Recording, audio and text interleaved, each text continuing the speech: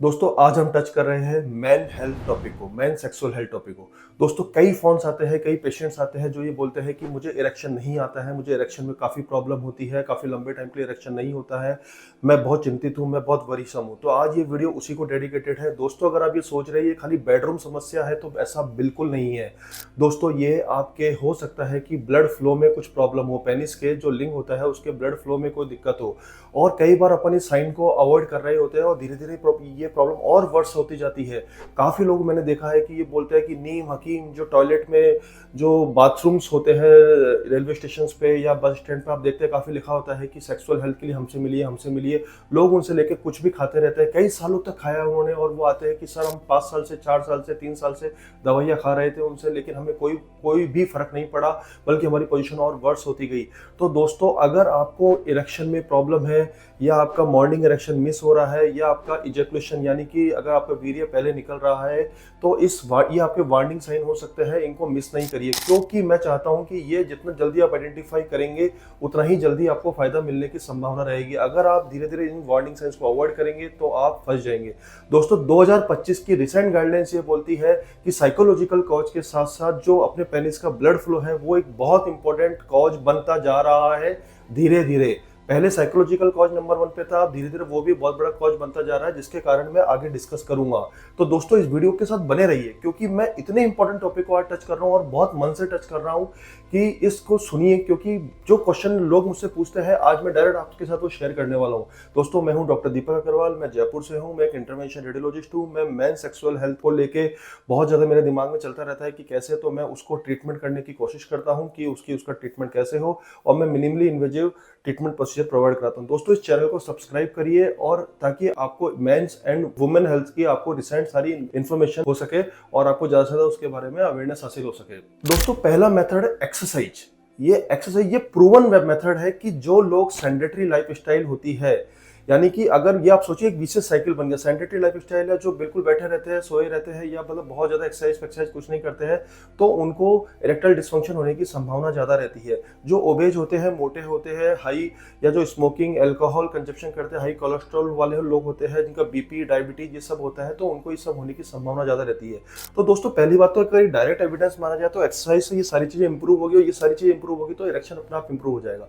तो इसका एक कॉमन, जैसे अपन हार्ट के लिए उसके लिए बोलते हैं, वैसे इसके लिए बोलते हैं कि आप पेल्विक एक्सरसाइज करिए, मतलब यानी कि अपनी लोअर एब्डोमेन की एक्सरसाइज करिए, जिसको कीजल एक्सरसाइज भी बोलते हैं।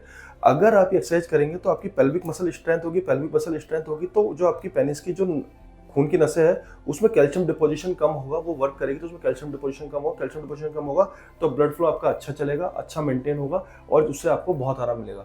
तो मैं ये बोलता हूँ कि करीबन करीबन आधे से पौन घंटे की पर डे की एक्सरसाइज अगर आप करके देखिए, मैं आपको बोलता हूँ कि 4 से 6 हफ्ते में कुछ हद तक आपको इंप्रूवमेंट दिखेगा।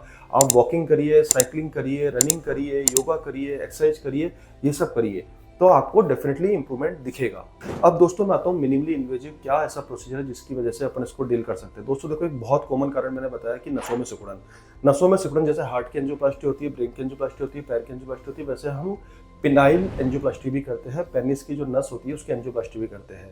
पेनिस की एंजियोप्लास्टी के लिए कौन कौन से पेशेंट्स में जनरली बहुत कॉमनली किस्में होती है, जो हाई कोलेस्ट्रॉल पेशेंट्स हो, बीपी पेशेंट्स हो, सेडेंटरी लाइफस्टाइल वाले पेशेंट्स हो, या जिसको पहले कोई हार्ट अटैक्स आ रखा हो, या फिर कोई बीड़ी सिगरेट स्मोकिंग की हिस्ट्री हो, जेनेटिक्स को हिस्ट्री हो, इस तरह के जो डायबिटीज हो, इन सब के पेशेंट्सों में थोड़ा सा कंपेरेटिवली कोलेस्ट्रॉल डिपोजिशन कॉमन है, इसलिए इन्हीं लोगों में ये प्रोसीजर्स की संभावना थोड़ी ज्यादा कॉमन है।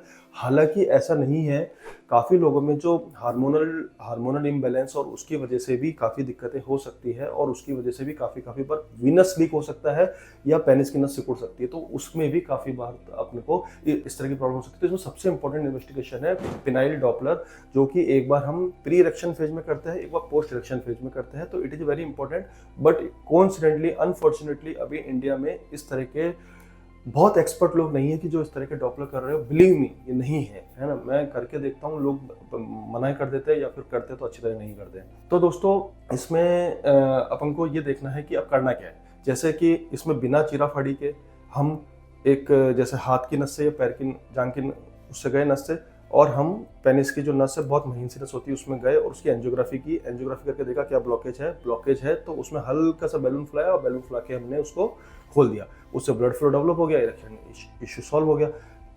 बहुत ही कम केस में, नेग्लिजिबल केस में हमें कल पतला सा एक स्टैंड डालना पड़ता है कभी कभी, तो वो डाल दो, तो उससे इशू सॉल्व हो गया।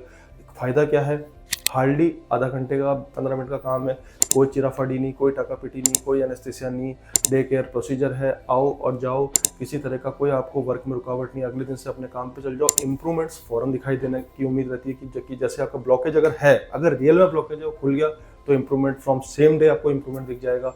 तो किसी तरह की कोई भी एनेस्थीसिया नहीं दिया जाता, किसी तरह का कोई साइकोलॉजिकल स्ट्रेस नहीं दिया जाता। तो दोस्तों ये एक बहुत ही अच्छी पद्धति है, 15 से 20 मिनट, आधा घंटा मैक्सिमम मान लीजिए, और इतना शानदार प्रोसीजर है, इसको पिनाइल एंजियोप्लास्टी बोलते हैं। और ये जिन पेशेंट्सों में इंडिकेटेड है तो उनको उनमें ये डेफिनेटली करनी चाहिए, क्योंकि आज की तारीख में शहरीकरण, अर्बनाइजेशन बढ़ रहा है, इसकी वजह से काफ़ी बीमारियां बढ़ रही है और उसकी वजह से ये ब्लॉकेज कॉमन हो रहे हैं। काफ़ी बार जैसे अपन ने देखा कि काफ़ी बॉडी में भी क्लॉट्स, थ्रोम्बोसिस काफ़ी बढ़ रहा है, वैसे पेनिस की नस में भी थ्रोम्बोसिस हो रहा है, क्योंकि थ्रोम्बोसिस तो कहीं भी हो सकता है। तो दोस्तों लास्ट में मैं यही कहूँगा कि अगर आपको इस तरह का किसी भी तरह का इरेक्टाइल डिस्फंक्शन का इशू है, आप उसको या तो डिटेल में अपनी प्रॉब्लम को लिख के मुझे व्हाट्सअप करिए, और अगर संभव हो, इस पर्टिकुलर डिजीज के लिए पहली बार मैं कोट कर रहा हूँ, अगर संभव हो तो आके दिखाइए, क्योंकि इसके लिए बिलीव मी मैं मैसेज पे भी क्या रिप्लाई करूँगा मुझे नहीं पता, क्योंकि काफ़ी मैसेज आते हैं। आके दिखाइए।